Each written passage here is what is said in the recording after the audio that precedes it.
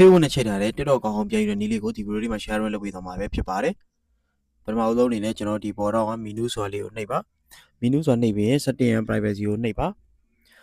privacy ကိုနှိပ်ပြီးဒီနေရာမှာကျွန်တော်တို့ဒီအပေါ်ဆုံးကိုဆွဲပြီးတင်ပေးလိုက်ပါမယ်ဆွဲတင်ပြီးဒီအောက်ဆုံးမှာ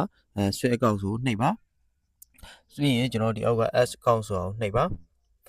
နှိပ်ပြီးရင်ကျွန်တော်တို့ဒီမှာဒီအောက်ကရေးကြည့်တာ login ဆိုတာလေးကိုနှိပ်ပါနှိပ်ပြီးဆိုလို့ရှိရင်တော့ဒီနေရာမှာကျွန်တော် login TikTok ဖြစ်နေရပါမယ်ပြီးပြီဆိုလို့ရှိရင်ကျွန်တော် Facebook နဲ့ချိန်ထားအကောင့်ဟောင်းပြောင်းပြန်ဖြစ်တဲ့အတွက် Facebook ဆိုတာကိုနှိပ်ပါFacebook ဆိုတာကိုနှိပ်ပြီးရင်ကျွန်တော်ဒီနေရာမှာ continue ကိုနှိပ်ပါcontinue ကိုနှိပ်လိုက်မယ်ဆိုလို့ရှိရင်ကျွန်တော်သုံးခဲ့တဲ့ Facebook အကောင့်ထဲဝင်သွားမှာဖြစ်ပါတယ်ပြီးရင်ကျွန်တော် open ကိုနှိပ်ပါနှိပ်ပြီးပြီဆိုလို့ရှိရင်တော့ကျွန်တော် Facebook အကောင့်ထဲဝင်သွားမှာဖြစ်ပါတယ်ဒီနေရာမှာအရေးကြီးတာဘာလဲဆိုလို့ရှိရင်ကျွန်တော်ရဲ့အကောင့်ကတကယ်ချိတ်ထားလားမချိတ်ထားလားဆိုတော့ဒီနေရာကိုကြည့်ပါချိတ်ထားရဆိုရင် TikTok ပုံလေးပေါ်နေမှာဖြစ်ပါတယ်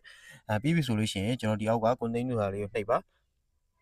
ဒါဆိုလို့ရှိရင်တော့ကျွန်တော်ရဲ့ Facebook နဲ့ချိတ်ထားတဲ့အကောင့်ဟောင်းပြန်လို့ရပြီပဲဖြစ်ပါတယ်စင်မပြေတာရှိရင်ကိုမမှာရေးခဲ့ပေးလို့ရပါတယ်